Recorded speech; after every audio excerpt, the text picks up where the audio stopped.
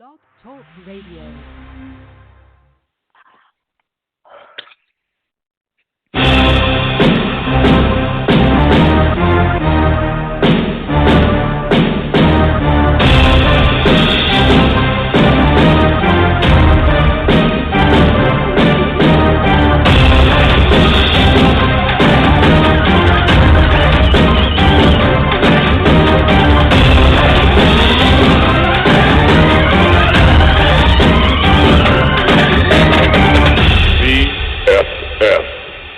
All about the game. And we are back. Welcome to BFF Sports. I'm your host, Dre, and I got my brother here, brother from another mother. I'm kind of nervous because he's kind of heated today, so I might have to give him the whole 60 minutes that we're on. My homeboy, Mad Mike, what's going on, man? I know you. I've been reading your Facebook posts all day, and I'm just kind of like, maybe I should just let him have the show, and let him just go off. Hey, you sure you want to do that, man? It's kind of that's a dangerous move. Hey, man, I was just like, man, he is really upset right now. So let me just let him let me just let him go and do his thing. Man, today got me in, like, this game broke my heart, man. Seriously, bro. This game broke my heart for the simple fact, man, we have no business losing games like this. Absolutely no business losing games the way they are. I mean, it is absolutely pathetic. And to top it off, you got these people, you know how Atlanta fans are, Georgia fans are, man. Mm-hmm. Everything all good. When everything is all good, we happy. Oh, yeah, I'm a Falcon fan for life. Oh, bull crap, man, all right? Oh, bull crap. Everybody ready to jump on the bandwagon. They want to fire Dan Quinn. They're ready to trade Julio. I mean, I saw somebody say trade Julio Jones, man. The best receiver in the game. Oh, man. Come on, man. We've been trade Julio Jones. Years, man. You know how it is, man. When Falcons fans get frustrated, what's the first thing they do? Fire everybody. Fire everybody. Blame Matt Ryan. Blame everything. Like, I mean, come on, man. Like, it's just, I don't know, man. But I will say this. You remember how badly I defended Julio last week? Yeah.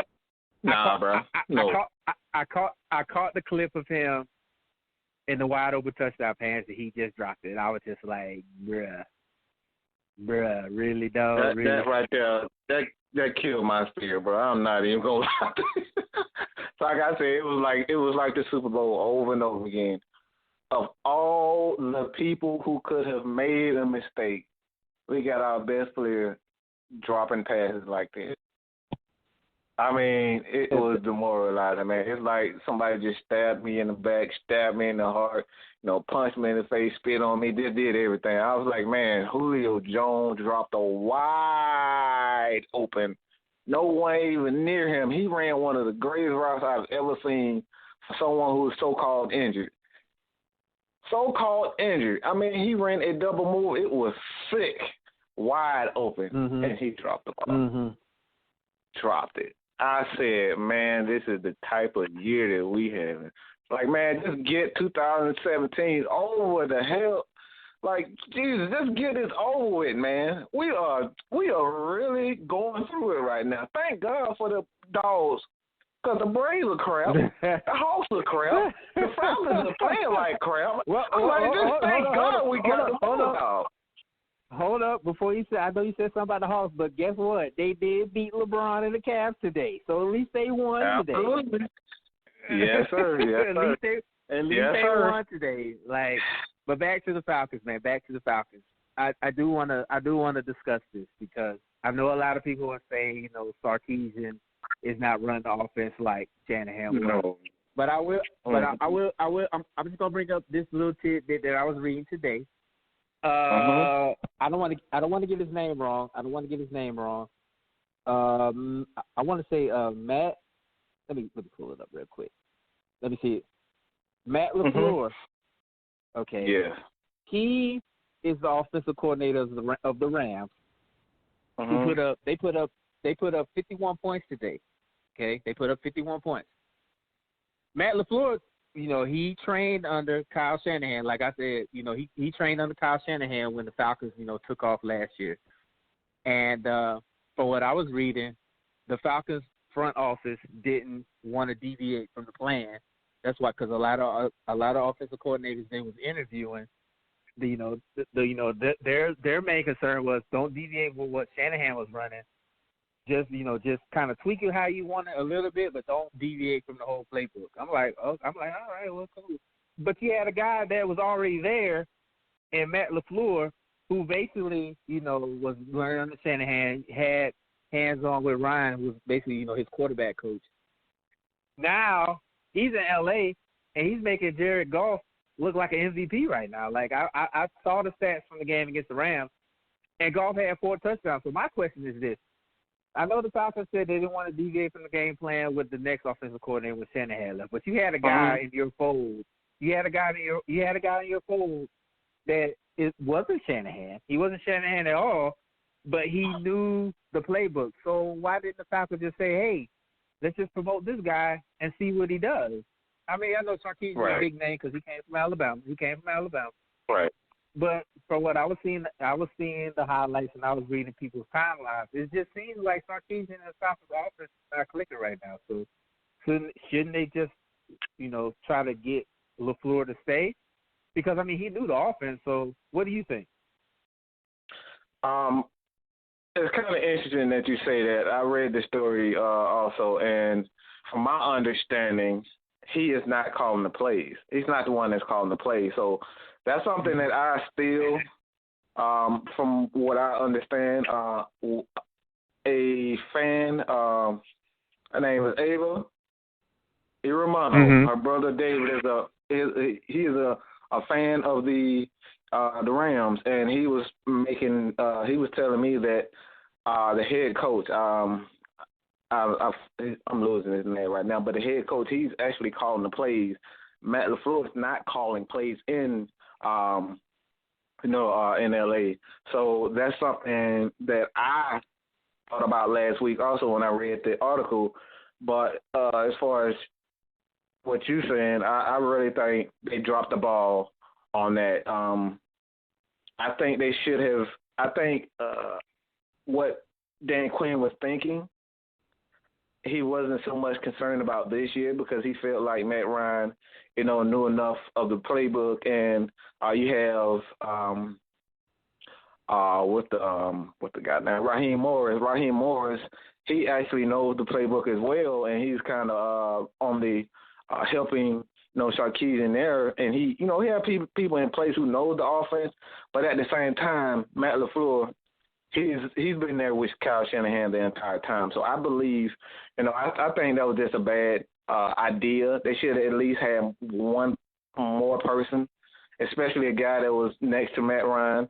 I mean, he and Matt Ryan was, they was buddies. Every time you saw, them on the sideline, Matt LaFleur was standing right next to, Matt Ryan calling the plays, going through the pictures and whatnot. And, he knows that offense. And I think, the Falcons, Dan Quinn, they really dropped the ball on that. I think they should at least, brought him back in a lesser role if they weren't going to bring him back as a, offensive coordinator, or, they should at least, brought him back as quarterback, a quarterback coach. So I think that's just a bad move.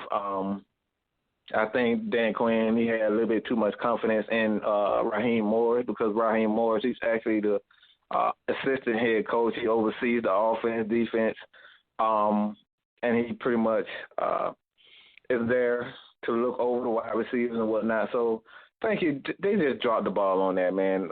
Dan Quinn, I love the guy, but sometimes, when it comes to the offense, we saw it, the first year of Shanahan, He just get an offensive coordinator way too much power, and he just he focuses way too much on the defense.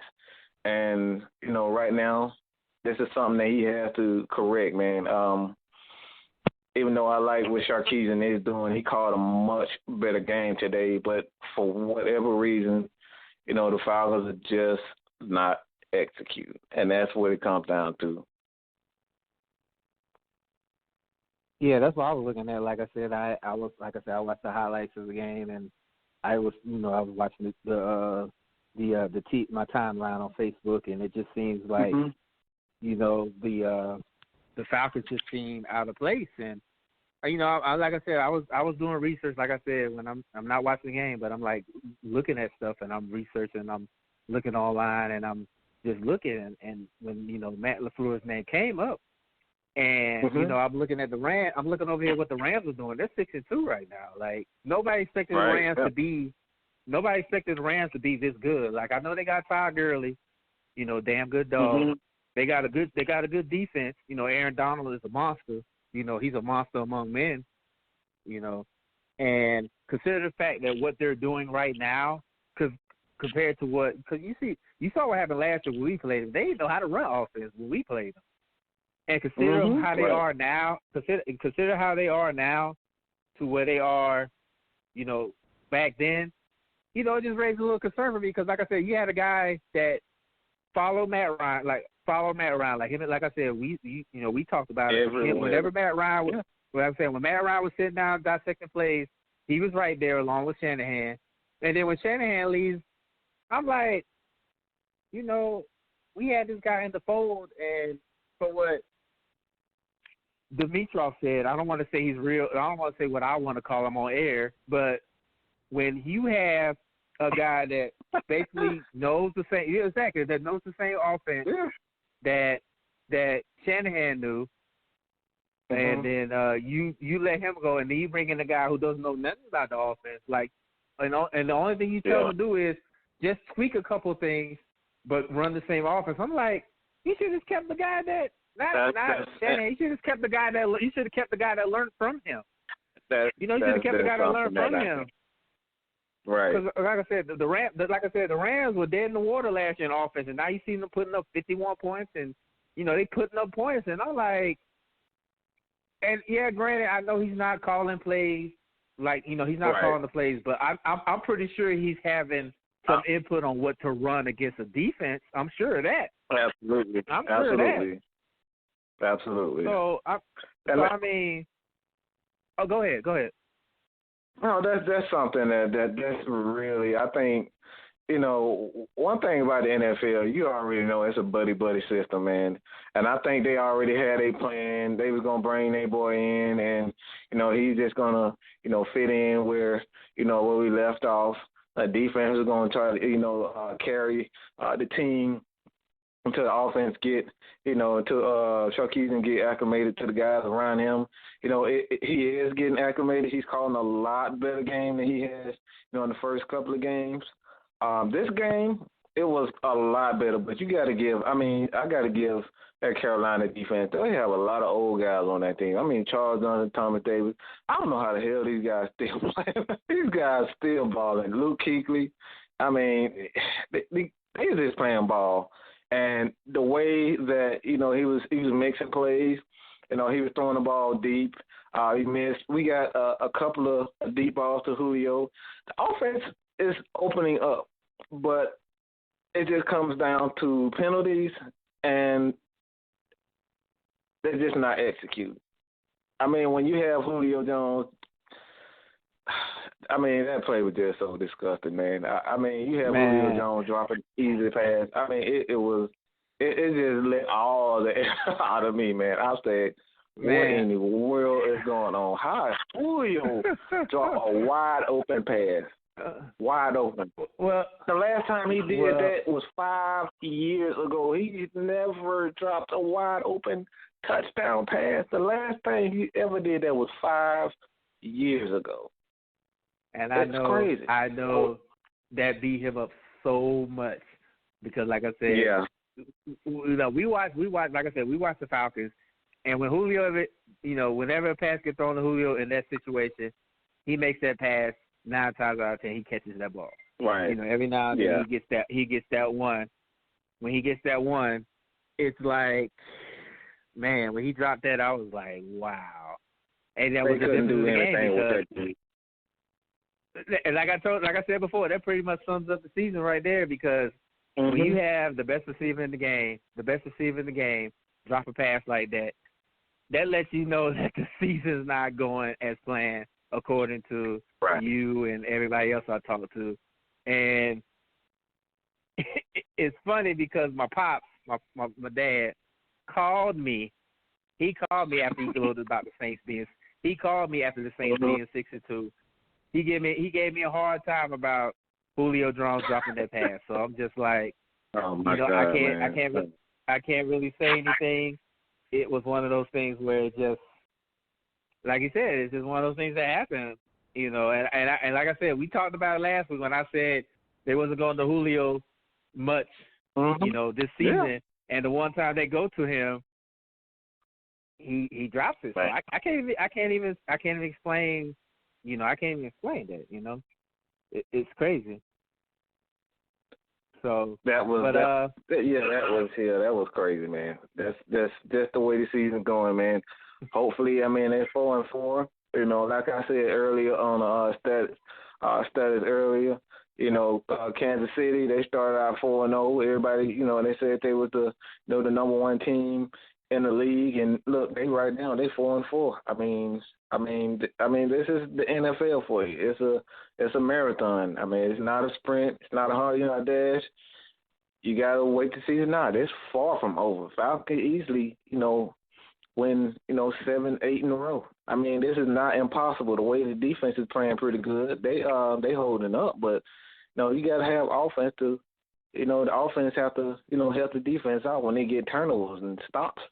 And that's just not happening this year. The offense is just not clicking. Oh yeah. Speaking of defense, shout out to Canal Neal. He's making me some more crow. He forced 2 fumbles today.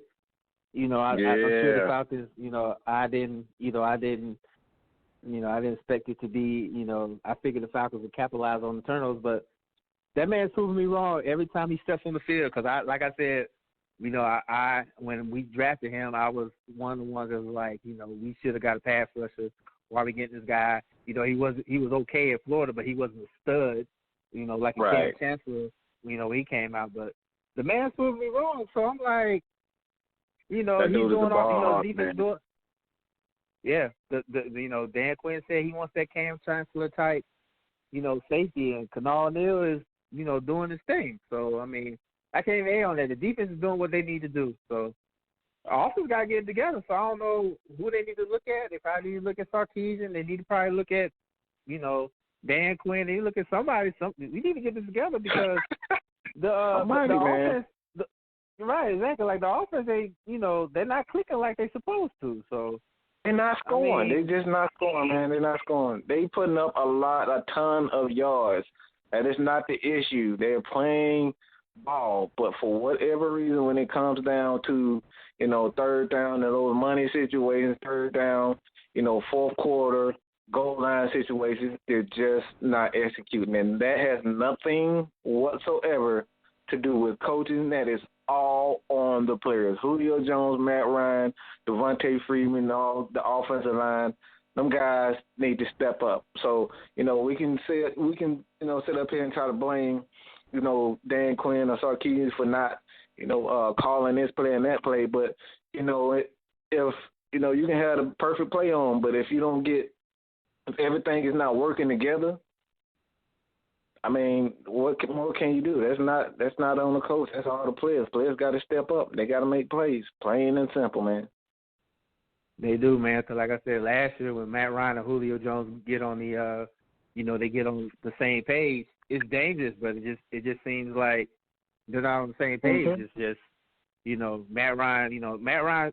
I'm not gonna say he struggled, but he's not performing to the level he was last year. And Julio Jones, we said he's the best receiver in the game, but it seems like he's having lapses too, So I mean, and like I said, right now, looking at the division right now, we're in third place right now. You know, Carolina won, they're in second, and that team in New Orleans, Lord forgive me for saying this. I bet they playing all these trash teams, man. Hey, man.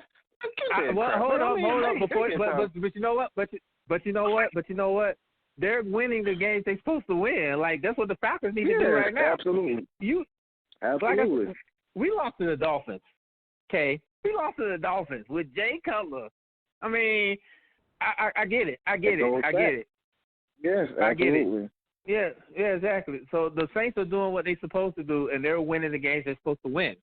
You know what I'm saying? So before we take these callers, let me bring up another situation. Everybody's talking about the Super Bowl hangover. They saying it's just like it's right up there with the Madden curse. Yeah. So do you think the Falcons are suffering a Super Bowl hangover?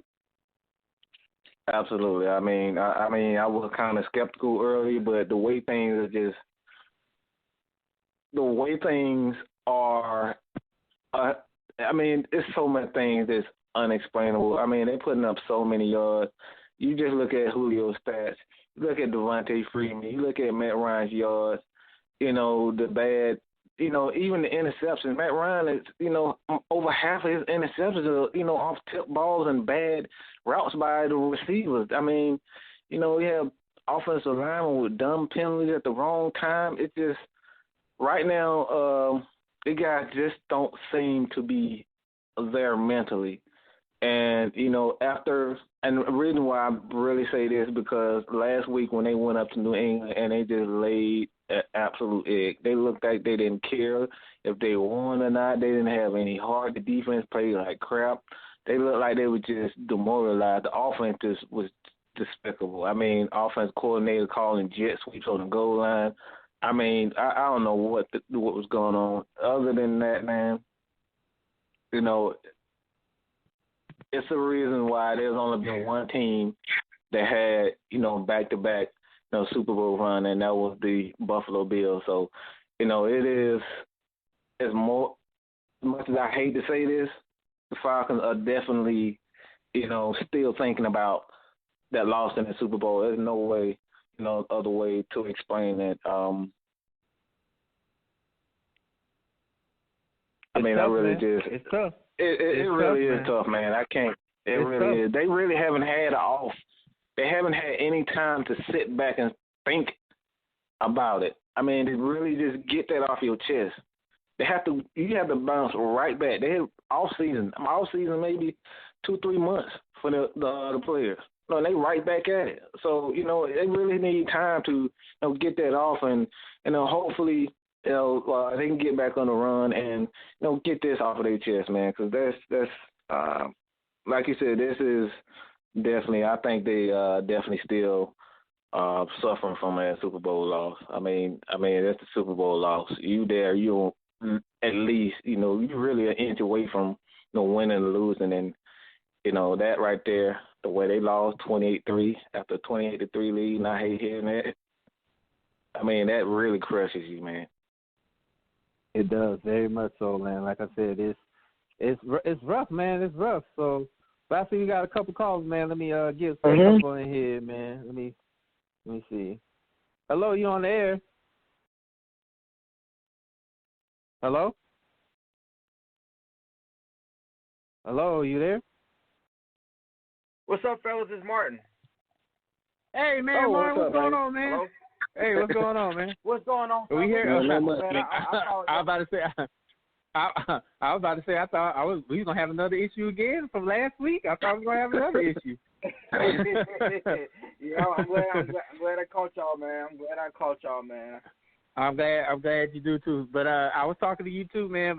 And it seems like you got something to say too, man. I know you kind of heated too, man. So go ahead, man. I'm gonna let you have the floor, man. I'm Stephen A. Smith, A1 hot right now, bro. And here's the reason why. First of all, let me start off on a good note before I get into my soapbox. How about them damn dogs, man? We continue. Oh my God, yeah. Ooh, bruh. That's all. Hey, look. Besides us beating LeBron tonight, that's the best. That's the next best thing after that. Yeah, man. Exactly. They nasty tonight, boy. And, the defense continue to do what they do. We running the ball well. This is championship football that we playing right now. And absolutely. That's gonna be a tough. That's gonna be the game right there. Like Auburn's back in the top 10. It's a top 10 matchup, and we are going to the Plains. We are going to Jordan Hare. So this is like the test right here. Like everybody say, Alabama. I'm like, hey man, look, we still got these teams we got to play. And I was reading on Facebook, on the ESPN. Auburn is the wild card in all of this because they have to play both Georgia and Alabama. So, Auburn can spoil the party for both of us if need be. So we definitely got to be on our game this Saturday. Oh, man, you can't be saying that right now, man. I just got a heartbreaking loss. Okay, man, don't say that, man. We don't need that right now, bro. We don't need that right now, man. I'm just being honest, man. Because like I said, Mike, you know how it is, man.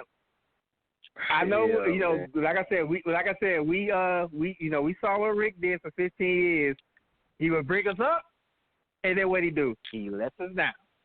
So I mean, I'm not saying that that's going to happen this year because Kirby Smart learned from the master, which was Nick Saban. But it's just one of those things that you got to have in the back of your mind because, like I said, we are so used to that. Like it was the same way. Like when we went to the Florida Georgia game. I had my doubts about that. I didn't expect Georgia to stomp Florida out like that. I had my doubts because the track record, the history, Georgia 2002, when Georgia went undefeated in 2002 against an unranked Florida team, and they beat us, won a potential national championship run by the Dogs. So I have my doubts, but considering Fromm's balling. Like I am a Jacob Easter fan, but Fromm is balling. He's doing his thing. And he's got the best running tandem in the nation with those guys in the backfield. Like, I mean, come on. And they, the wide receivers are actually stepping up in that defense. Man, that defense is balling, man. Exactly. We playing championship ball. If you go all the way back to when Nick Saban was at LSU, what quarterback has he had that wasn't considered a game manager? And right. He hasn't put out first-round quarterbacks, so, I mean, that's all we need. We need a consistent running game, a quarterback who's going to manage the game and not throw those critical interceptions, along with a defense that's going to smack you in the mouth and shut the door on you and put doubt in your the other team's mind about being able to score when it's crunch time. So we're winning on all facets of the game. That's championship football right there. Yeah, absolutely. Because Hardeman, he's crazy back there at special teams too, man. He can take it to the house at any time. Anytime. It's not just what he does on special teams; it's what he does on both sides of the ball. Yeah. Like, he's been playing something everywhere. He's like Cam Bailey and Hines Ward. They're they're special in that that specific position, but they play anywhere else and they'll do fine. Like I seen Mecole Hardman play defensive back. I seen Mecole Hardman, run back, kick, and I seen him catch touchdown passes. So he's like I said, he's our ace in the hole right now. Like the guy is so talented right now, and like I said, shout out to Kirby Smart. Like I said, I had my doubts about him because I was a Rick guy. Rick did a lot for us, this 15 years, but Kirby Smart doing his thing. And shout out to Dale McGee, Columbus, Georgia. Probably the best recruiter right now. He is getting all these recruiters. He's getting all these recruits to stay. He the one who helped out to getting Justin Fields. He got Zamir White, who's been a monster in high school.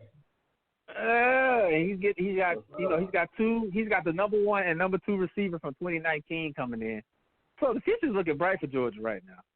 I haven't been this excited for a long time, like a while. Like I haven't been this excited about the Georgia program. So it's only looking up right now, man. Very, very much. Yeah, we looking real good for the future. we starting to buy into the system earlier than what I actually thought was going to happen. So that's an awesome thing to see, and to see this materialize right in front of you as a fan, and even as a coach. It's one thing for the coach to go in there and rah and to talk about what our goals and objectives are, but then we start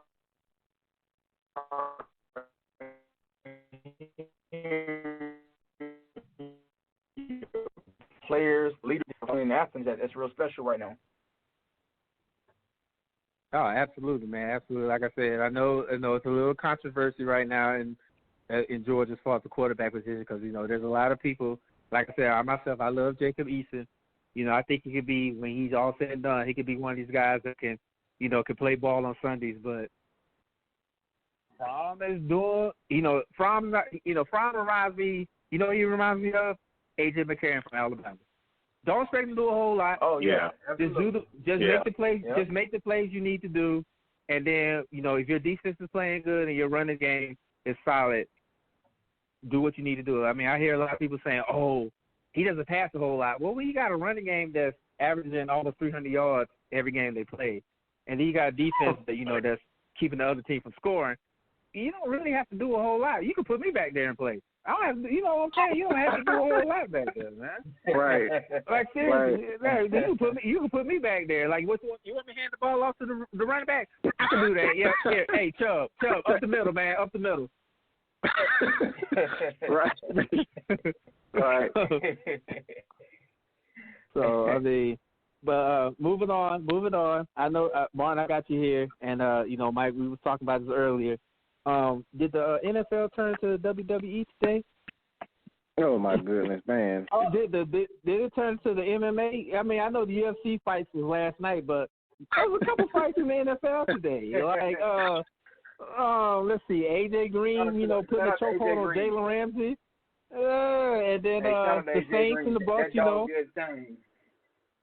He did, but I mean, he kind of overreacted. But I was like, bruh. And then Mike Evans, giving the Goldberg spear to Lattimore. I'm like, man. Yeah, and then I clicked on Facebook, man. It was hilarious.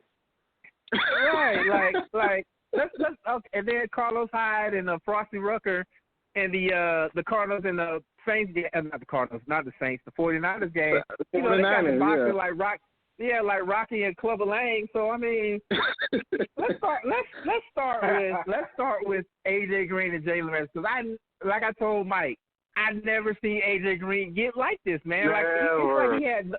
It's like he had Nuck if you buck playing in the background or something, man.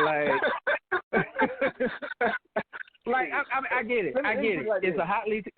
It's a hotly contested game. A dude shoves you. I get it, but shove him back and get the pitch. Don't put him in the.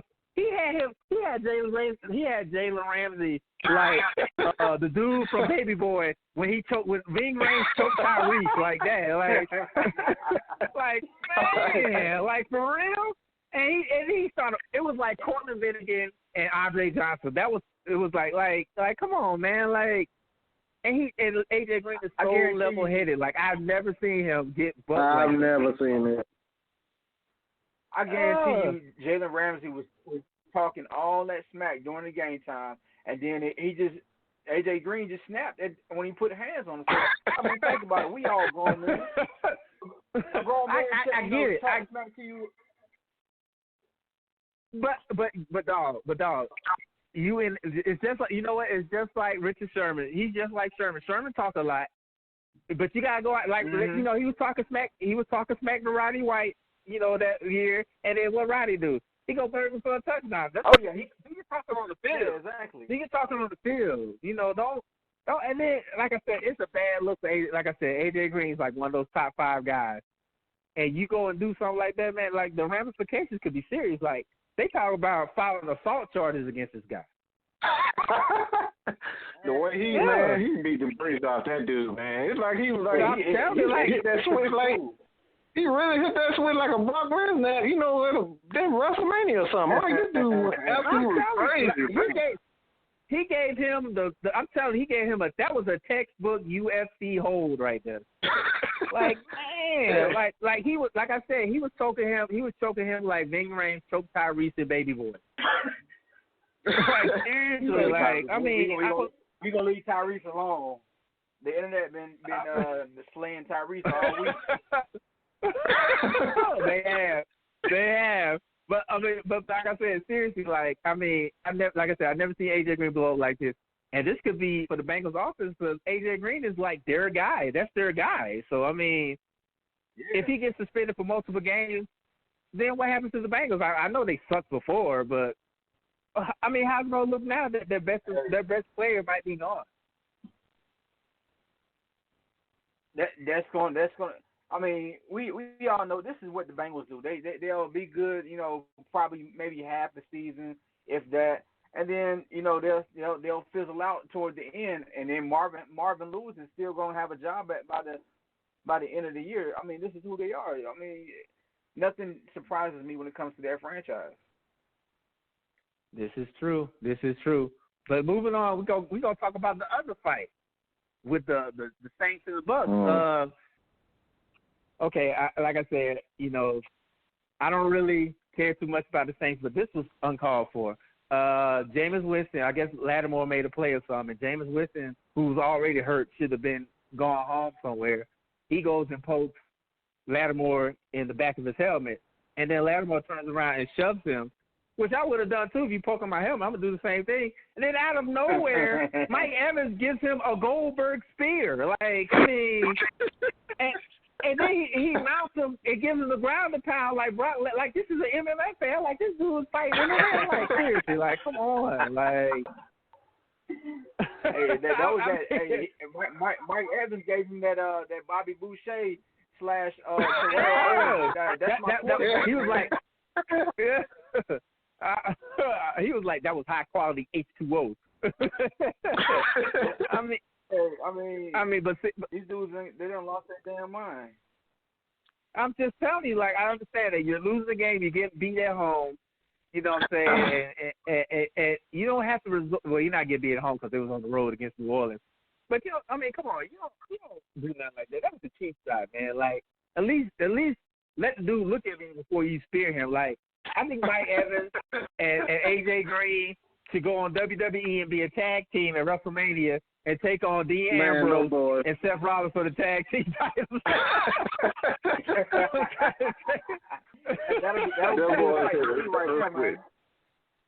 I'm trying to tell you, like, I saw it, I was just like, man, I was sitting there like, is this the WWE or the NFL? Like, everybody wants to fight today. Like, I'm like, seriously, like, especially this is, and then I'm going to be on a more serious note.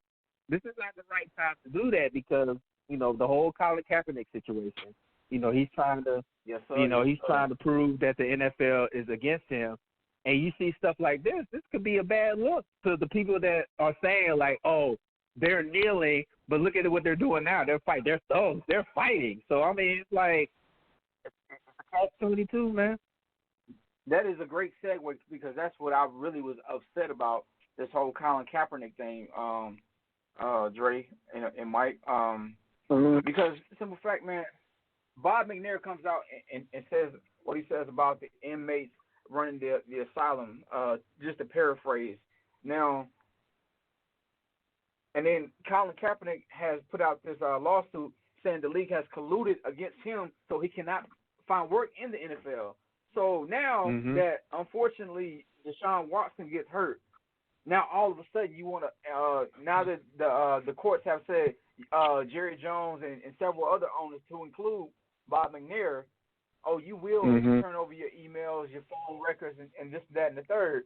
Now you want to try to say that you want to sign Colin Kaepernick after the fact, and if he does get signed, this is what week 8, 9, halfway through the season.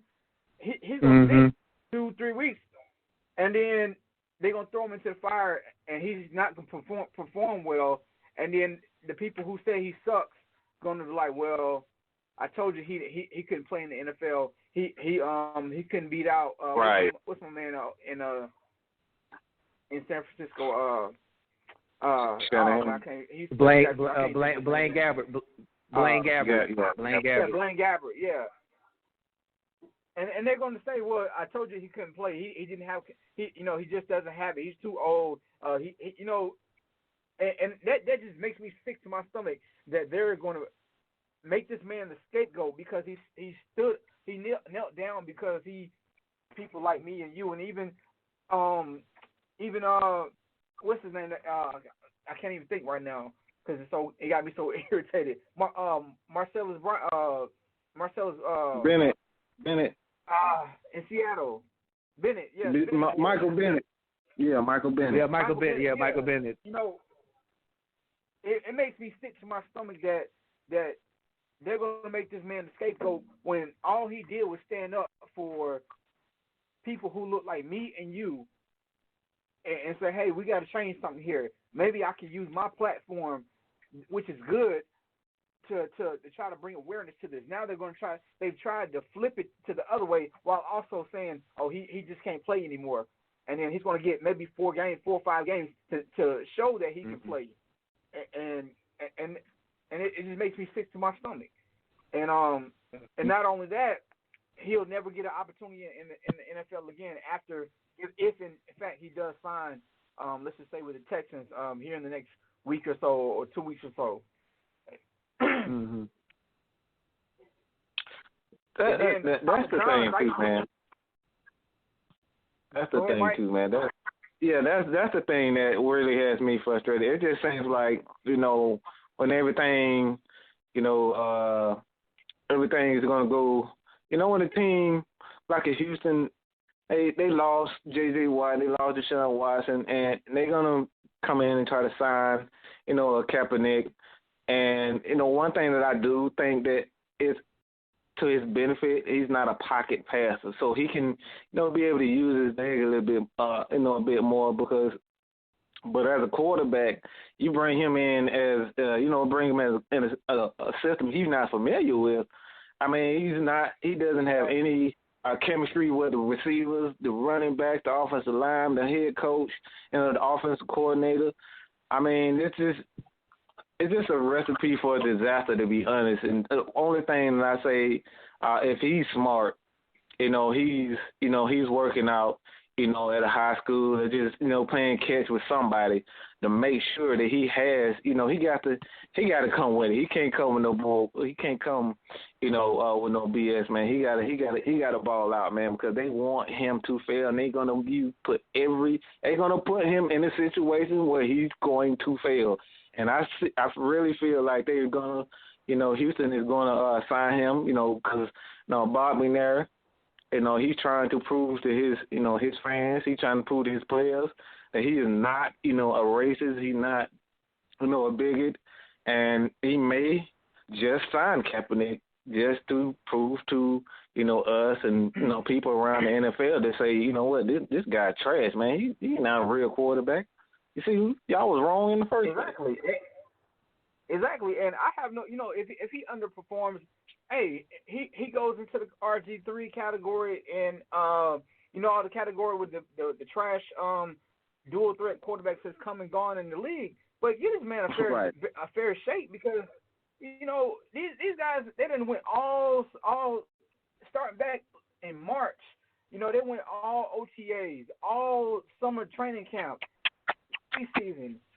And then now you got all the way up until this point to what, this week, 9, 10? And so you got all the way to this point, and now you talking about signing him in November?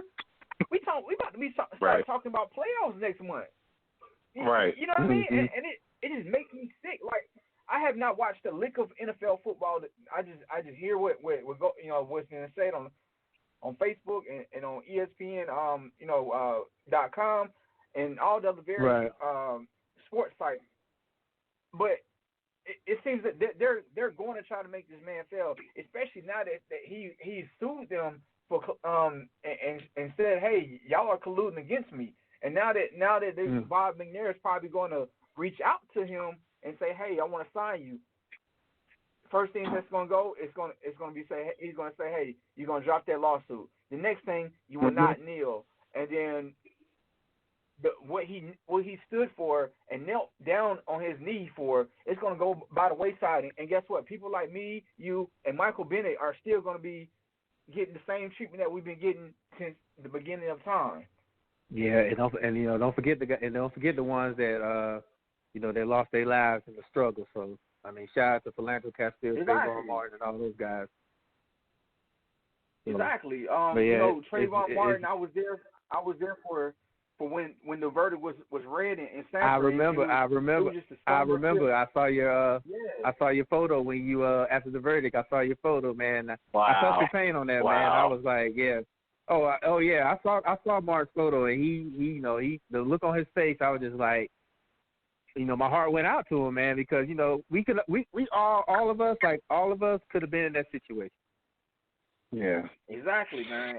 And I'm out here right now. My wife got stopped by the police probably about a month and a half ago, maybe 2 months ago. And that whole feeling of fear just comes, when she says, "Hey, I got stopped by the police. Can you just stay on the phone with me until," and that whole fear of helplessness, of I can't do nothing about this, or even be there to comfort her, to even be there, came over me. And nobody should feel that. If I did wrong, okay, treat me like the rest of, somebody, treat me fairly, give me my ticket, let me go by. Don't harass me. Don't pull your weapon on me because you feel like I'm a threat. I'm a law-abiding, tax-paying citizen just like everybody else. And like I said, I don't want to politicize your program and bring something outside of sports, but this is what's going on in the world along with sports. And so, it's something that these athletes need to continue to do. And actually, like last week, I was so disappointed in the Houston Texans. They want to kneel Absolutely. for him. Absolutely. Exactly. They knelt down for Bob McNair, but damn it, you didn't want to kneel down when Kaepernick was kneeling last year, or even when they was talking about police brutality this year. You don't even know what the hell you're kneeling for. What you kneeling for? Yeah, if you want to hit the owner in the pocket, then the best way to hit him in the pocket is not to come on the field in the first place. Absolutely. They have no control over that. I will say, but look, Exactly. I will say this, man. I will say this because like I said, I shared my story about my interaction with the cops when I was serving in the Navy. When I got pulled over, they thought I was a drug dealer, even though I was in my uniform. I will say this, and I'm just speaking from the other side of the spectrum. A lot of these players in the NFL, especially the black players in the NFL, they came from impoverished backgrounds. So when they finally make it, and they're getting that money, that's what they're looking at. Like this is their livelihood. This is what they do to earn a living. Like, I mean, granted, yes, they should stand up and demand more for being the ones that are performing for everybody. But at the same time, sometimes you just got to say, hey, you just got to think about it. These players are human, and they got to feed their families just like me, you, and everybody else. They got to feed their family. So what I expect from them is What I expect from them, just be on one accord with what Kaepernick was talking about. But at the same time, it's complicated. It's not complicated, but it's just the fact that they have to do a lot more to be like, hey, I'm making you all this money. You should expect more. I should expect more from you. Maybe that's what we need to do. And that's something I understand, because I understand. Like, let's just say, like, I'm in the world of IT, and I work. You go to school, you work you work hard every day, and you get to this point where you get that dream job, and you finally feel like you've made it. As in the case of these NFL players, and then you get you making all this money. However, with money and that type of power and that type of platform comes a responsibility. Like the NFL, they mandated that they do so many community hours, and then they mandate that these players wear pink in the month of October. Now, let me use breast cancer for example. Now, we say Black Lives Matter. Now, that's not saying that everybody else don't matter, right? So if we're single, wearing pink in October, we're saying breast cancer matters. We're not saying that leukemia, we're not saying that lung cancer and all the other different types of cancers don't matter. We're saying right now we're trying to bring awareness to breast cancer because that is an issue. Absolutely. With the female community, along with the male community. So when we say Black Lives Matter, we're not saying that everybody else don't matter. We're saying, hey, we matter too. I mean, we need help and too. we want to bring awareness. Yeah, exactly. We need Absolutely. help too. Please, Absolutely. help us out. So I understand when these players, they worked so hard to get to this point, and even these rookies that came into the league, they worked and got good guys like Deshaun Watson, who's put in work, who came from an impoverished background, who had to get Warwick Dunn, who gave him a house, his mother a house. Now, I understand absolutely, these guys, they're going to do what they do with their platform. However, man, also don't forget about the people that's getting killed. Some of these guys who grew up in Miami in the concrete jungle, who they got killed, and homeboys that got killed, or people that got killed by the police or harassed by the police. Don't forget about them people, man. Because just as well as the NFL wants you to go do this Habitat for Humanity projects and all the other projects and Make-A-Wish Foundation projects, and not knocking those projects at all, but also recognize that there are social issues that's going on within your African American community, in which you are the majority in the NFL. So don't forget about your people. That's my whole thing. Don't forget about your people. And see, it really is a simple solution to this. I'm not, asking every black player in the NFL, especially the younger guys, the rookies who really don't have a lot of power. It's more so guys like Dak Prescott. Dak Prescott has a lot of power in Dallas if he so chooses to. They have no other.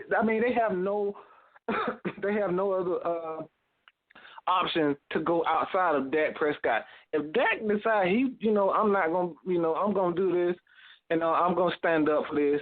What Jerry Jones gonna do? He gonna bench.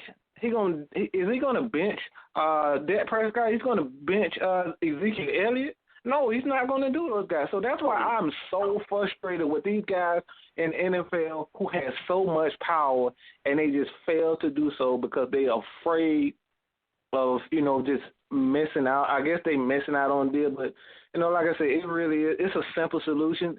Guys like Richard Sherman, I admire the guy because he made his money. He made his money and he's doing something with it. Guys like that need to step up. Dak Prescott, Ezekiel Elliott, they have so much power in Dallas. If they wanted to just, say, I'm not down with this stuff that Jerry pulled. That was a punk move that he pulled. And if Dak Prescott, Ezekiel Elliott, if they really wanted to do something, man, they could have hurt the entire franchise by saying, you know what, I'm not dealing with this. I dare you to sit up there and bench me. Let's see where we gonna go. Exactly. The most powerful owners in the NFL right now reside in the state of Texas. Bob McNair, Jerry Jones, and in the state of New York, both the Jets and the Giants owners. Those are the most powerful owners right now in the NFL. Now, Absolutely. Let's just say, for instance, nobody cares about the Jets, so we don't even care about them. Let's just say if Odell Beckham decides to take a knee, and that along with Ezekiel and Dez Bryant, you think they owners gonna bench them boys? Heck no. No, that's what I'm talking about. That's exactly what I mean. There's no way. There's no way. They have more power than they're so afraid. They're so afraid of losing that dollar. I'm like, Jerry Jones he's not going to bench Dak Prescott and Ezekiel Elliott if they decided they wanted to kneel. There's no way in the blue hell he would bench those guys. No way, but they're so afraid. These owners got them so afraid because they want the money. They're so brainwashed by the dollar sign. And that is where, I felt like, a lot of these guys with power, they're not helping Colin at all because they just sitting by Ali, just worried about their own money, man. They're just worrying about themselves. And that's one thing that's failed. It fails, in the black community. We don't stick together at all, man. Exactly. That's why I advocate for, our black athletes. We need to go, start going back to the HBCU schools like Morgan State, Howard, and Hampton. Why? Nothing against PWIs, predominantly white institutions. Nothing against those schools.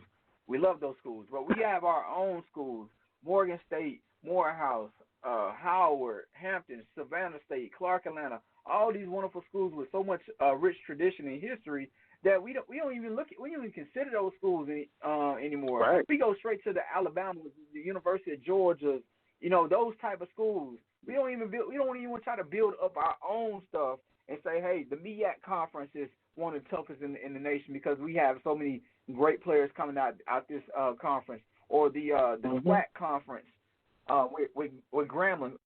Eddie Robinson, one of the winningest coaches of all time in college football history, period. And he built up Grambling, and none of the PWIs wanted to play him back in the day because they knew they was going to get their butt kicked by Eddie Robinson teams.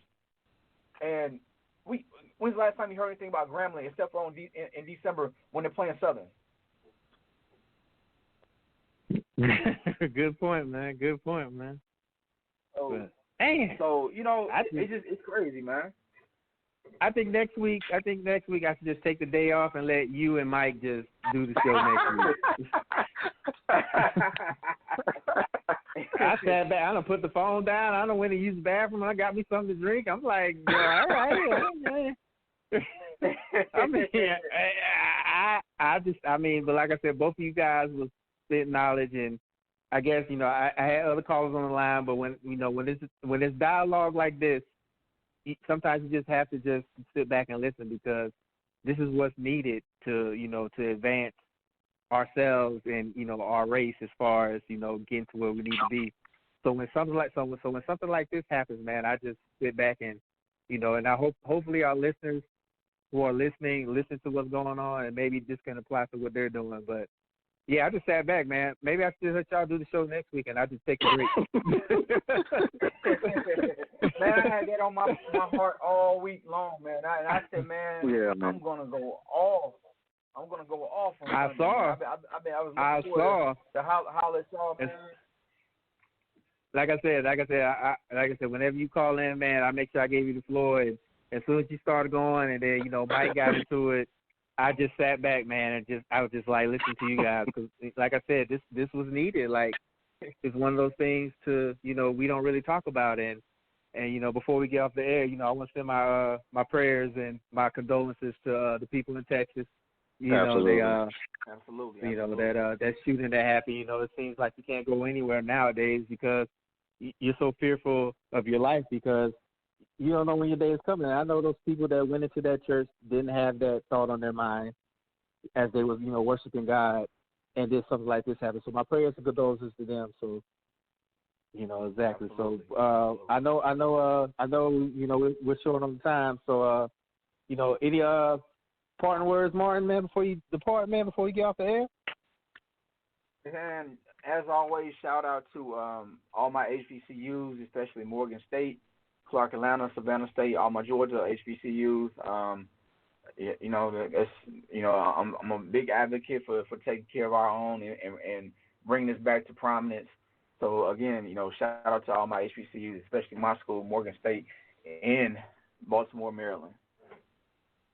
All right, absolutely, man. Well, like I said, man, I appreciate you all calling in, man. You started to become one of our, our faithful followers, man. So, like I said, whenever you come stateside, man, yeah, spot's waiting on you to be a special guest.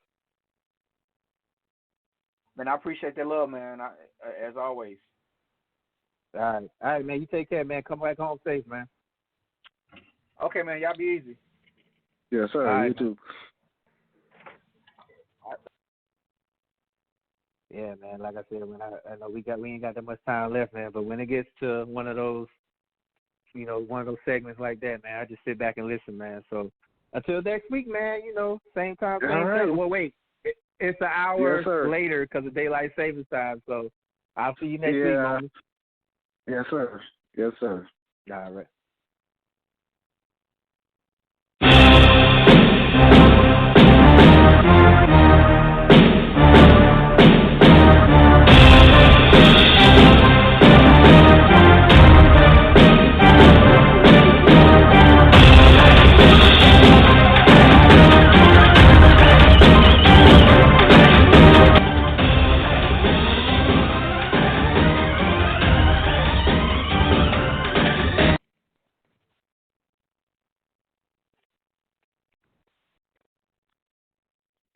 Blog Talk Radio.